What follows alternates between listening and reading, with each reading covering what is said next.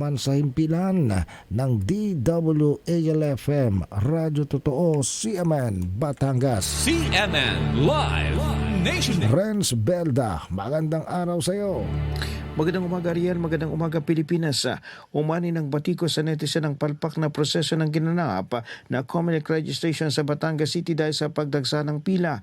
Hating gabi pa lamang dagsa ng pila sa venue ng registration ng kanin sa iba't ibang barangay kung kaya karamihan sa mga ito ay doon na natulog para makakuha ng number. Ayon kay Lat Casaw, dapat ginawa ito per barangay at hindi umano dapat nagkaroon ng palakasan.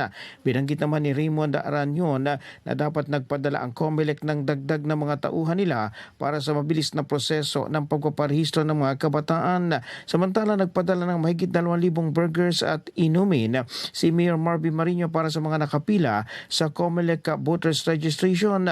Layo nito na maibsan ng gutom at inip ng mga nagpaparehistro, partikular ang mga magdamag na nakapila. Bukod dito, nagtalaga rin ng pamahalang lokal ng mas maraming security personnel upang makatulong sa pagpapanatili ng kaayusan habang isinasagawa ang pagpaparehistro ng COMELEC. Ang voters registration ay nasa ilalim ng ganap na pamahala at jurisdiksyon ng Commission on Election na isang national government agency na may sariling alituntunin at proseso na ipinapatupad sa lahat ng lokal na tanggapan ng COMELEC sa buong bansa. Bagamat ang voters registration ay hindi programa o proyekto ng pamahalang lungsod, nagbigay ito ng suporta para sa ligtas at organisadong registration. Mula sa DWLFM 95.9, ito si Renz Belda ng CMN Batangas, nagulat live para sa CMN Pilipinas.